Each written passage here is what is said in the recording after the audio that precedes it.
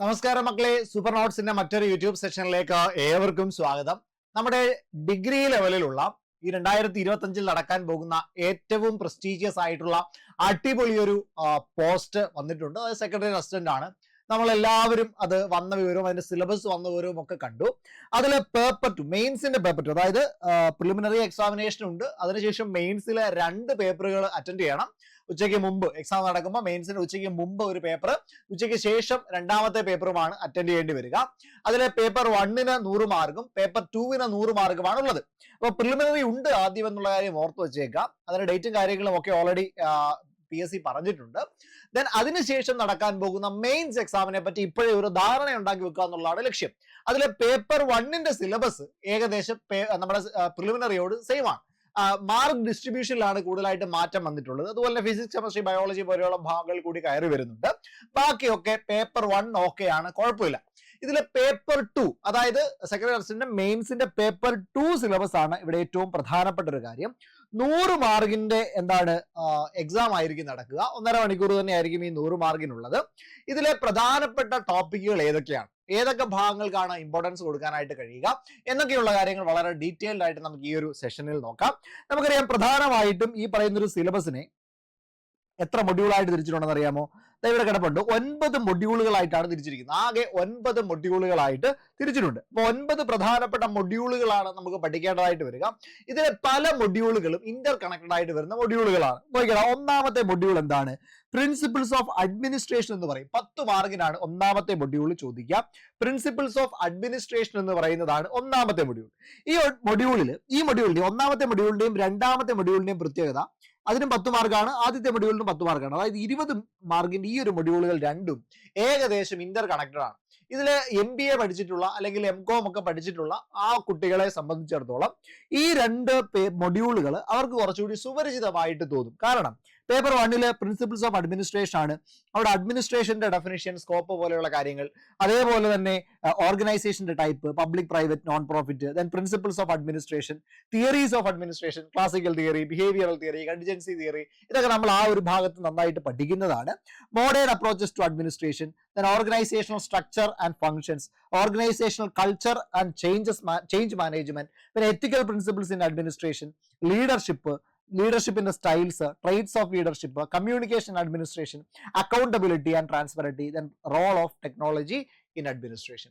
ഈ ഭാഗങ്ങളൊക്കെ നമ്മൾ മാനേജ്മെന്റ് നമ്മുടെ BBA പഠിക്കുമ്പോഴും അതേപോലെ തന്നെ MBA പഠിക്കുമ്പോഴും ഒക്കെ നമ്മൾ കാണുന്നുണ്ട്. അതേപോലെ തന്നെ MCOM പോലെയുള്ള സബ്ജക്റ്റുകളിലേക്ക് വരുമ്പോൾ അല്ലെങ്കിൽ വിഷയങ്ങളിലേക്ക് വരുമ്പോൾ അവിടെയും നമ്മൾ കാണുന്ന കുറെ ഭാഗങ്ങളാണ് ഇവിടെ കാണാനായിട്ട് കഴിയുക. ഓക്കെയാണ്.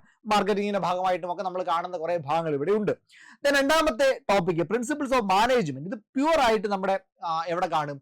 ഈ പറയുന്ന സിലബസുകളിൽ കാണും. MG യൂണിവേഴ്സിറ്റി ആയിക്കോട്ടെ, കേരള യൂണിവേഴ്സിറ്റി ആയിക്കോട്ടെ, IGNOU ആയിക്കോട്ടെ, അവിടെ നിന്നെല്ലാം നമുക്ക് മെറ്റീരിയൽ എടുത്ത് പഠിക്കാനായിട്ട് കഴിയുന്ന ഒരു ഭാഗമാണിത്. അപ്പൊ ഇതിന്റെ മെറ്റീരിയൽ നമുക്ക് LSGSന്റെ എക്സാമിന്റെ സമയത്തും IGNOUന്റെ ഒക്കെ മെറ്റീരിയലുകൾ നമ്മൾ കൂടുതലായിട്ട് ഉപയോഗിക്കാറുണ്ടായിരുന്നു. അതേപോലെ തന്നെ എടുത്ത് ഉപയോഗിക്കാൻ കഴിയുന്ന ഒരു ഭാഗമാണ് ഈ പ്രിൻസിപ്പിൾസ് ഓഫ് മാനേജ്മെന്റ് എന്ന് പറയുന്ന ഭാഗവും. അവിടെ നോക്കിയ മാനേജ്മെന്റ്, അതിന്റെ definition, importance, evaluation of management thought, management versus administration എന്താണ്, management roles and skills, management functions, planning, organisation, staffing, directing, controlling, ഇതൊക്കെ ആ ഒരു ഭാഗത്ത് നമ്മൾ MCOM-ലൊക്കെ പഠിക്കുമ്പോൾ വളരെ ഡീറ്റെയിൽഡ് ആയിട്ട് തന്നെ പഠിച്ചു പോകുന്ന ഒരു ഭാഗമാണ്. Then principles of management, contemporary approaches to management, system approach, contingency approach, TQM, total quality management, lean management, അങ്ങനെ ഇഷ്ടം ഈ ടോപ്പിക്കുകളൊക്കെ നമ്മൾ അവിടെ പഠിക്കുന്നതാണ്. Then corporate social responsibility, CSR പോലെയുള്ള ഭാഗങ്ങൾ, globalisation and it's challenges for managers തുടങ്ങിയ ഭാഗങ്ങളെല്ലാം നമ്മൾ അവിടെ നന്നായിട്ട് വളരെ ഡീറ്റെയിൽഡ് ആയിട്ട് തന്നെ നോക്കുന്ന ഭാഗങ്ങളാണ്. അപ്പൊ ഈ 2 ഭാഗങ്ങളും വളരെ മനോഹരമായിട്ട് നമുക്ക് പഠിച്ചെടുക്കാനായിട്ട് കഴിയും. കുറെ ഭാഗങ്ങൾ നമ്മൾ വായിച്ച് തിയറിയൊക്കെ നന്നായിട്ട് വായിച്ച് മനസ്സിലാക്കാനുള്ള ഭാഗമാണ്. അതിൽ നിന്ന് നമുക്ക് സ്റ്റേറ്റ്മെന്റുകൾ വന്നാൽ സുഖമായിട്ട് നമുക്ക് ലോജിക്കൽ ഉപയോഗിച്ചുകൊണ്ടുകൂടി നമുക്ക് ഉത്തരവെടുക്കാൻ കഴിയുന്ന ഭാഗങ്ങളായിട്ട് അത് മാറും. അപ്പൊ നിങ്ങൾക്ക് എന്താണ് ആ 2 ഭാഗങ്ങളിൽ നിന്ന് നന്നായിട്ട് ഉത്തരം എടുക്കാൻ അല്ലെങ്കിൽ സ്റ്റേറ്റ്മെന്റുകൾ എടുക്കാനായിട്ട് കഴിയുന്ന ഭാഗമായിട്ട് മാറും. അപ്പൊ നല്ലൊരു അകത്തോട്ട് ഇറങ്ങിയിട്ടുള്ള നമ്മുടെ ഈ പറയുന്ന യൂണിവേഴ്സിറ്റികളുടെ ഡിഗ്രി, UG, PG പോലെയുള്ള ഭാഗങ്ങളുടെ സിലബസിൽ നിന്നുള്ള ഭാഗങ്ങൾ കൂടി എവിടെയുണ്ട്? ഈ സിലബസിൽ ഉൾപ്പെടുത്തിയിട്ടുണ്ട്. അപ്പൊ നമുക്ക് അവിടുന്ന് കൂടി എന്ത് ചെയ്യണം? നമ്മൾ മെറ്റീരിയൽസ് എടുത്ത് പഠിക്കേണ്ടതായിട്ട് വരും. 1-2 എന്താണ് യൂണിവേഴ്സിറ്റികളുടെ മെറ്റീരിയലുകൾ എടുത്ത് ഇഗ്നു പോലെയുള്ളവരുടെ മെറ്റീരിയലുകൾ എടുത്ത് നമുക്ക് വളരെ ഡീറ്റെയിൽഡ് ആയിട്ട് പഠിക്കാം. ഈ പരീക്ഷയ്ക്ക് ചോദ്യങ്ങൾ വരാൻ സാധ്യതയുള്ളതും ആ ഭാഗങ്ങളിൽ തന്നെയാണ്.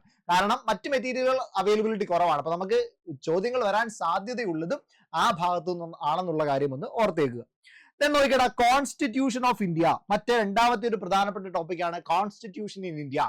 ഇത് നമ്മൾ പഠിക്കുന്നത് തന്നെയാണ് ഈ സിലബസിന്റെ എന്താണ് കോൺസ്റ്റിറ്റ്യൂഷണൽ സ്ട്രക്ചർ ആയിക്കോട്ടെ, central state relationship under constitution, ഈ രണ്ട് ഭാഗങ്ങളും നമ്മൾ പഠിക്കുന്ന ഭാഗങ്ങളാണ്. ഓൾറെഡി നമ്മൾ പ്രിലിമിനറിക്ക് വേണ്ടിയിട്ടും മെയിൻസിന്റെ ഫസ്റ്റ് പേപ്പറിന് വേണ്ടിയിട്ടും ഒക്കെ പഠിക്കുന്നതാണ്. കുറച്ചുകൂടി ആഴത്തിലേക്ക് ഇറങ്ങിയിട്ട് പഠിക്കുക എന്നുള്ളതാണ് ഇവിടെ നമുക്ക് ചെയ്യാനായിട്ട് കഴിയുക. നോക്കിയ salient features of Indian constitution നമ്മൾ കാണുന്നതാണ്. Preamble, then fundamental right, meaning limitation, DPSP, then അതേപോലെ തന്നെ union executive, president, vice president, election powers, prime minister, council of ministers, union legislature, Rajya Sabha, Lok Sabha, then അവരുടെ powers, functions, parliamentary privileges, union judiciary, supreme court of India, then അതിന്റെ powers, judicial review എന്താണ്, public interest litigation എന്താണ്, state executive, അതിന്റെ governor, chief minister, council of ministers, state legislature, state legislative assembly, അതേപോലെ തന്നെ state judiciary.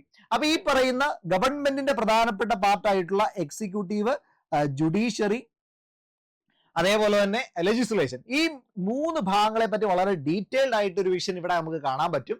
അങ്ങനെ കുറച്ചുകൂടി അകത്തേക്ക് ഇറങ്ങിയിട്ടുള്ള ഒരു അപ്രോച്ച്, അല്ലെ, അകത്തേക്ക് ഇറങ്ങി കോൺസ്റ്റിറ്റ്യൂഷന്റെ ഉള്ളിലേക്ക് ഇറങ്ങിയിട്ടുള്ള ഒരു സ്റ്റഡി ആവശ്യമായിട്ടുള്ള ഭാഗമാണിത്. നമ്മൾ പ്രിലിംസിൽ പറയുന്ന ആ ടോപ്പിക്കിനെ കുറച്ചുകൂടി ഒന്ന് ഇലാബറേറ്റ് ചെയ്തിട്ട് അവിടെ കൊടുത്തിട്ടുണ്ട്, പല ഭാഗങ്ങളെയും ഹൈലൈറ്റ് ചെയ്ത് കാണിച്ചിട്ടുണ്ട്. അപ്പൊ നമ്മുടെ സ്റ്റഡി അങ്ങനെ ആകണം.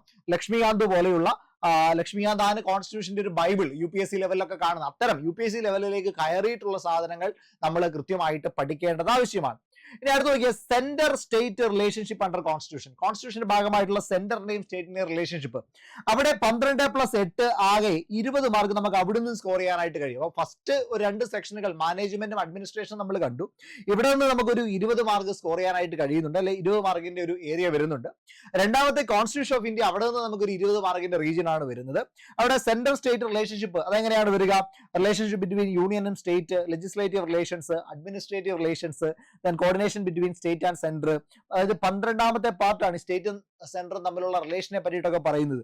ദെൻ ഫിനാൻഷ്യൽ റിലേഷൻസ്, അതേപോലെ തന്നെ ഡോക്ട്രിൻ ഓഫ് പ്ലഷർ, ലോക്കൽ ഗവൺമെന്റുകൾ, പഞ്ചായത്ത് രാജ് പോലെയുള്ള ലോക്കൽ ഗവൺമെന്റുകൾ, 73ാമത്തെ ഭേദഗതി, 74ാമത്തെ ഭേദഗതി, ഇങ്ങനെയുള്ള കാര്യങ്ങളാണ് പ്രധാനമായിട്ടും എവിടെ വരിക? ഈ പറയുന്ന എമർജൻസി ഗ്രൗണ്ട്സ്, അമെൻമെന്റ് ടു ദ കോൺസ്റ്റിറ്റ്യൂഷൻ. അപ്പൊ കോൺസ്റ്റിറ്റ്യൂഷൻ തന്നെ ഭാഗങ്ങളെ കുറച്ചുകൂടി ഒന്ന് വിശാലമാക്കി അതിനകത്തെ ഓരോ പോയിന്റുകളെ കുറിച്ചിട്ടും ഡീറ്റെയിൽഡ് ആയിട്ട് സിലബസിൽ എന്ത് ചെയ്യുന്നുണ്ട്, പറയുന്നുണ്ട്. അങ്ങനെ 40 മാർക്കുകളാണ് നമ്മളിപ്പോ ആകെ കവർ ചെയ്ത് വന്നത്. ഇനി അടുത്ത് നോക്കിയേ, ഇക്കോണമിയിലേക്ക് വരുമ്പോഴോ, Kerala model economy and development. അവിടെ കേരള മോഡൽ ഓഫ് ഇക്കോണമിക്ക് കൂടുതൽ ഇമ്പോർട്ടൻസ് കൊടുത്തിരിക്കുകയാണ്. അപ്പൊ കേരളത്തിലേക്ക് വന്നുകൊണ്ട് കേരളത്തിന്റെ ഇക്കണോമിക് കണ്ടീഷനെ കുറിച്ച് പഠിക്കുന്ന ഭാഗമായിട്ട് അടുത്ത 2 മൊഡ്യൂളുകൾ, അതായത് മൊഡ്യൂൾ 5ഉം മൊഡ്യൂൾ 6ഉം മാറുന്നുണ്ട്. അവിടെ രണ്ടിടത്ത് നമുക്ക് 30 മാർക്കാണ് വരിക. കേരള ഇക്കോണമിയുമായി ബന്ധപ്പെട്ട, കേരള ഇക്കോണമിയും കേരള മോഡൽ ഡെവലപ്മെന്റുമായി ബന്ധപ്പെട്ട് 30 മാർക്കാണ് നമുക്ക് പരീക്ഷയ്ക്ക് വരുന്നത്. കുറച്ചൊന്ന് ആഴത്തിലേക്ക് ഇറങ്ങി അതിന്റെ കുറച്ച് പ്രോഗ്രാംസും കാര്യങ്ങളും ഒക്കെ നോക്കിയാൽ ഇവിടെ നിന്ന് നമുക്ക് എന്താ നല്ലൊരു സ്കോർ നേടിയെടുക്കാൻ കഴിയുന്ന ഒരു ഭാഗമാണ് ഈ കേരള മോഡൽ ഇക്കോണമി. നോക്കിക്കടാ, കേരളത്തിലെ ഇക്കോണമി നമ്മുടെ സ്റ്റേറ്റ് ഫോം ചെയ്തതിനു ശേഷം കേരളത്തിന്റെ ഇക്കോണമി എന്താണ്, സ്റ്റേറ്റിന്റെ ഗ്രോസ് ഡൊമസ്റ്റിക് പ്രൊഡക്റ്റ് എന്താണ്, economic growth, per capita income, resource mobilisation, tax and non tax revenue, public expenditure, decentralised planning in policies, development programmes, പിന്നെ അഗ്രികൾച്ചറൽ ക്രോപ്സുമായി ബന്ധപ്പെട്ട കാര്യങ്ങൾ, land reforms, food security, industry, MSME, energy sectors, infrastructure, service sector, health, care economy, migration, അതേപോലെ tourism, education, ഇങ്ങനെയൊക്കെയുള്ള മേഖലകൾ. അതായത് ഈ ഒരു മേഖലയുടെ പ്രത്യേകത, നമ്മൾ ഇത്രയും നാളും ഈ സാധനങ്ങളൊക്കെ പഠിച്ചുകൊണ്ടിരുന്നത് ഇന്ത്യൻ ഇക്കോണമിയാണ്. ഇന്ത്യൻ ഇക്കോണമി അങ്ങനെ പറഞ്ഞുകൊണ്ട് നമ്മൾ പഠിക്കും. ഇവിടെ നമുക്ക് എന്താ കുറച്ചുകൂടി അകത്തോട്ടിറങ്ങി കേരളം എന്ന് പറയുന്ന സ്റ്റേറ്റിലെ കാര്യങ്ങളാക്കി നമ്മൾ മാറുകയാണ്. അപ്പൊ അത്തരത്തിൽ നമ്മൾ പഠിക്കേണ്ടതുണ്ട്. തീർച്ചയായിട്ടും വളരെ ഡീറ്റെയിൽഡ് ആയിട്ട് മനോഹരമായിട്ട് നമുക്ക് ഈ ഒരു ഭാഗം കവർ ചെയ്ത് നല്ലൊരു മാർക്ക് സ്കോർ ചെയ്യാനായിട്ട് കഴിയുമെന്നുള്ളത് എന്താണ് ഉറപ്പാണ്. അടുത്തത് മോഡൽ 6 ആണെങ്കിലോ കേരള മോഡൽ ഡെവലപ്മെന്റ് ആണ്. അതായത് കേരള മോഡൽ ഡെവലപ്മെന്റ് എന്താണ്, അതേപോലെ തന്നെ അതിന്റെ evaluation features, adult literacy, life expectancy, infant mortality, അങ്ങനെയുള്ള കുറെ കാര്യങ്ങൾ നമ്മുടെ 2011 സെൻസസ് അതിനെ തുടർന്നുള്ള മറ്റ് കണക്കുകളൊക്കെ എടുത്തുകൊണ്ട് വളരെ മനോഹരമായി നമുക്ക് പഠിക്കാൻ കഴിയുന്ന ഒരു ഭാഗമാണ് കേരള മോഡൽ ഡെവലപ്മെന്റ് എന്ന് പറയുക. അവിടെയും ചെറിയൊരു ഭാഗമാണ്, വളരെ കുറച്ച് ഭാഗമാണ് ഉള്ളത് നമുക്ക് പഠിക്കാൻ. അവിടെ ഒന്ന് ആഴത്തിലേക്ക് ഇറങ്ങി പഠിച്ചാൽ നമുക്ക് 15 മാർക്ക് അവിടെ നിന്ന് സ്കോർ ചെയ്യാനായിട്ട് സാധിക്കും എന്നുള്ളതാണ് ഈ 6ാമത്തെ മൊഡ്യൂളിന്റെ പ്രത്യേകത.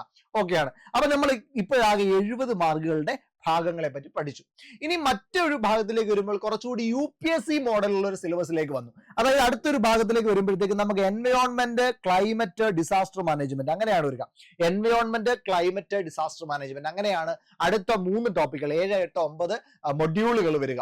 അപ്പൊ ഇവിടെ നിന്ന് നമുക്ക് ആകെ സ്കോർ ചെയ്യാനായിട്ട് കഴിയുന്നത് ഇവിടെ 7ാമത്തെ മൊഡ്യൂളിൽ നിന്ന് 10 മാർക്ക്, ദെൻ 8, 10 മാർക്ക്, അതേപോലെ തന്നെ നമ്മുടെ 9ാമത്തെ മൊഡ്യൂളിൽ നിന്ന് 10 മാർക്ക്, അങ്ങനെ ആകെ 70 + 30 100 മാർക്കിലാണ് വരിക. ഓക്കെയാണ്. ഇതിലെ 7ാമത്തെ മൊഡ്യൂൾ നോക്കിയാൽ 10 മാർക്കിന്റെ മൊഡ്യൂളിൽ basics of ecosystems and biodiversity, അതേപോലെ തന്നെ forest, disaster, forest, desert, aquatic ecosystem പോലെയുള്ള, ദെൻ റിവേഴ്സ് ഓഫ് കേരള പോലെയുള്ള, അവിടുത്തെ പൊല്യൂഷൻ പോലെയുള്ള കാര്യങ്ങളാണ് വരിക. ഗ്രീൻ ഓഡിറ്റിംഗ് പോലെയുള്ള കുറച്ചുകൂടി എൻവയോൺമെന്റൽ ഫ്രണ്ട്ലി ആയിട്ടുള്ള കാര്യങ്ങളെ കുറിച്ചിട്ട് ചർച്ച ചെയ്യുന്നതാണ് 7ാമത്തെ മൊഡ്യൂൾ. അതായത് ജോഗ്രഫിയുമായിട്ട് കുറച്ച് നീതി പുലർത്തുന്ന ഭാഗമാണ് 7ാമത്തെ മൊഡ്യൂൾ. അപ്പൊ ഇവിടെ പ്രത്യേകമായിട്ട് തന്നിട്ടുണ്ട് എങ്കിലും ജോഗ്രഫി റീജിയനുമായിട്ട് കുറച്ചുകൂടി താതാത്മ്യപ്പെട്ട് നിൽക്കുന്ന ഭാഗമാണ് 7ാമത്തെ മൊഡ്യൂൾ എന്ന് പറയുക. അവിടെ നാഷണൽ പാർക്കുകളെ പറ്റിയിട്ടൊക്കെ പറയുന്നുണ്ട്. അപ്പൊ അടിപൊളിയായിട്ട് അമൽ സാറിന്റെ നേതൃത്വത്തിൽ ഈ ഒരു ഭാഗത്ത് നമുക്ക് നല്ലൊരു ധാരണ ഉണ്ടാക്കി എടുക്കാനായിട്ട് കഴിയും. അടുത്ത് നോക്കിയാൽ 8ാമത്തെ മൊഡ്യൂൾ, അവിടെ വരുമ്പോഴത്തേക്കും ഡിസാസ്റ്റേഴ്സ് പോലെയുള്ള കാര്യങ്ങൾ, ഡിസാസ്റ്റർ മാനേജ്മെന്റ് പോലെയുള്ള പ്രധാനപ്പെട്ട കാര്യങ്ങൾ അടങ്ങുന്ന ഭാഗമാണ്. അതായത് ഡിസാസ്റ്റർ മാനേജ്മെന്റ് സൈക്കിൾ എന്താണ്, ദെൻ മിറ്റിഗേഷൻ, അതേപോലെ തന്നെ മിറ്റിഗേഷൻ ഗോൾസ് എന്താണ്, റെസ്പോൺസ്, അതേപോലെ തന്നെ താഴേക്ക് വരുന്ന national policy on disaster management, then അവിടെ തന്നെ നമ്മൾ പഠിക്കാനുണ്ട് NDMA, നാഷണൽ ഡിസാസ്റ്റർ മാനേജ്മെന്റ് ആക്ടിനെ പറ്റി പഠിക്കാനുണ്ട്. അതേപോലെ തന്നെ NDRF, national disaster response force, SDMA, state disaster management, DDMA, ഇതൊക്കെ നമ്മൾ നോർമൽ കേസിൽ PSC പരീക്ഷകൾക്ക് പലപ്പോഴായിട്ട് പഠിക്കുന്നതിനല്ലടാ. അപ്പൊ ഇവിടെ എന്തെങ്കിലും പുതിയൊരു കാര്യം വരുന്നുണ്ടോ എന്ന് ചോദിച്ചു കഴിഞ്ഞാൽ സത്യം പറഞ്ഞാൽ ഇല്ല. പക്ഷെ കുറച്ചുകൂടി അകത്തോട്ട് കയറി പഠിക്കണമെന്നുള്ളതാണ്. നമ്മൾ കുറച്ച് ബേസ് ആയിട്ടുള്ള കാര്യങ്ങളൊക്കെ പഠിക്കുന്നതാണ്, നിങ്ങൾക്ക് ധാരണയുള്ള ഭാഗം തന്നെയാണ്. പക്ഷെ കുറച്ചുകൂടി ഉള്ളിലേക്ക് കയറി പഠിക്കേണ്ടതായിട്ട് വരും. ഈ ഭാഗങ്ങൾ നമുക്ക് മനോഹരമായിട്ട് ഒരു UPSC ലെവലിൽ ഒരു ട്രെയിനിങ്ങിലേക്ക് നമ്മൾ മാറേണ്ട ഒരു ഭാഗമാണ് 7, 8 പോലെയുള്ള ഭാഗങ്ങൾ. അതിനുശേഷം 9ാമത്തേത് ഗവേണൻസ് എന്ന് പറയുന്ന ഭാഗമാണ്. ഇത് നമ്മളെ LSDS പരീക്ഷയ്ക്ക് പ്രിപ്പയർ ചെയ്തവരാണെങ്കിൽ ഓൾറെഡി നമ്മൾ ഇതിന്റെ കുറെ ഭാഗങ്ങൾ പഠിച്ചിട്ടുള്ളതാ അല്ലേ. അതായത് ഗവേണൻസിന്റെ പ്രത്യേകതകൾ എന്തൊക്കെയാണ്, അതേപോലെ പലതരത്തിലുള്ള പ്രോജക്റ്റുകൾ എന്തൊക്കെയാണ്, സെൻട്രൽ സ്റ്റേറ്റ് ഗവൺമെന്റിന്റെ ഗവേണൻസുമായി ബന്ധപ്പെട്ട ഇനിഷ്യേറ്റീവുകൾ ഏതൊക്കെയാണ്, അതേപോലെ തന്നെ then management information system, DSS, decision support system, expert system, data privacy, information security, IT act 2020, ഇതിലെ പല ടോപ്പിക്കുകളും നമ്മൾ LSDS പരീക്ഷയ്ക്ക് ആ സിലബസിൽ ഉണ്ടായിരുന്ന ടോപ്പിക്കുകൾ തന്നെയാണ്. അപ്പൊ ഇവിടെ നമ്മൾ പുതിയതായിട്ട് പഠിക്കുന്നു എന്ന് പറയാനെ കൊണ്ട് വളരെ കുറച്ച് കാര്യങ്ങൾ മാത്രമേ ഉള്ളൂ. ബാക്കിയൊക്കെ നമ്മൾ പഠിക്കുന്നതാണ്. പക്ഷെ പഠിച്ച രീതിയിൽ നിന്ന് മാറി അകത്തേക്ക് കയറി കുറച്ചുകൂടി അപ്ഗ്രേഡഡ് ആയി ഒരു UPSC ലെവലിൽ പ്രിപ്പയർ ചെയ്യേണ്ടുന്ന ഭാഗങ്ങളാണ് പേപ്പർ 2 ഉൾപ്പെടുത്തിയിട്ടുള്ളത് എന്നുള്ളതാണ് പ്രത്യേകത. അപ്പൊ നമുക്ക് ഈ ഭാഗങ്ങളൊക്കെ വളരെ മനോഹരമായി അടിപൊളിയായിട്ട് എന്ത് ചെയ്യാം മക്കളെ, നമുക്ക് പഠിച്ചു പോകാം. ഈ പറയുന്ന സ്പെഷ്യൽ ടോപ്പിക്കുകൾ, മെയിൻസ് വരെയുള്ള സ്പെഷ്യൽ ടോപ്പിക്കുകൾ ഉൾപ്പെടെയുള്ള ഒരു ബാച്ച് നമ്മുടെ റണ്ണിങ് ആണ്. അതിനെയാണ് നമ്മുടെ ഡിഗ്രി ലെവലിലുള്ള ബാച്ച്. ഡിഗ്രി ലെവലിലുള്ള ബാച്ചിൽ ഇത് മാത്രമല്ല, സെക്രട്ടറി അസിസ്റ്റന്റ് ഉണ്ട്, അതേപോലെ തന്നെ സബ് ഇൻസ്പെക്ടറും ഉണ്ട്. ഈ സെക്രട്ടറി അസിസ്റ്റന്റ്, സബ് ഇൻസ്പെക്ടർ ഇനി വരാനിരിക്കുന്ന മറ്റ് ഡിഗ്രി ലെവലുള്ള മറ്റ് പോസ്റ്റുകളൊക്കെ ഇതിനകത്ത് ഉൾപ്പെടുത്തിയിട്ടുണ്ടാവും. അപ്പൊ ഈ ഒരു എക്സാമിന് വേണ്ടി പ്രിപ്പയർ ചെയ്യുമ്പോൾ നിങ്ങൾക്ക് ഇതിന്റെ പ്രിലിമിനറി പരീക്ഷയ്ക്ക് വേണ്ടിയും തയ്യാറെടുക്കാം. ഇതിന്റെ മെയിൻസ് പരീക്ഷയ്ക്ക് പേപ്പർ 1ഉം പേപ്പർ 2ഉം മറ്റ് സ്പെഷ്യൽ ടോപ്പിക്കുകൾ എല്ലാം കൂടി ചേർത്തുകൊണ്ടാണ് നിങ്ങൾക്ക് ജോയിൻ ചെയ്യാനായിട്ട് കഴിയുക. വളരെ മനോഹരമായി ഡീറ്റെയിൽഡ് ആയിട്ട് നമുക്ക് ഈ സിലബസ് എല്ലാം പഠിച്ച് പക്കയാക്കി നമുക്ക് പരീക്ഷയെ അഭിമുഖീകരിക്കാനായിട്ട് സാധിക്കും എന്നുള്ളതിന് സംശയമില്ല. 8281223366 എന്ന് പറയുന്ന നമ്പറിൽ ബന്ധപ്പെട്ട് കഴിഞ്ഞാൽ കൂടുതൽ കോഴ്സുമായി ബന്ധപ്പെട്ട വിവരങ്ങൾ നിങ്ങൾക്ക് അറിയാനായിട്ട് സാധിക്കും. അതേപോലെ തന്നെ ഒരു 10% എക്സ്ട്രാ ഡിസ്കൗണ്ട് ന്യൂ ഇയർ പ്രമാണിച്ച് ഇപ്പോൾ ഒരു ഓഫർ ഉണ്ട്. അധിക സമയത്തേക്ക് ആ ഓഫർ ഇല്ല, വളരെ പെട്ടെന്ന് തന്നെ അത് ക്ലോസ് ആവും. അപ്പൊ എത്രയും വേഗം എന്ത് ചെയ്യുക, ഈ ഒരു ബാച്ചിൽ നിങ്ങൾ ജോയിൻ ചെയ്യുക. നിങ്ങളുടെ സ്വപ്ന ജോലിയിലേക്ക് നമുക്ക് ഒരുമിച്ച് അടുക്കാം. Okay, thank you. മറ്റൊരു സെഷനിൽ കാണാം. അതുവരേക്കും നന്ദി.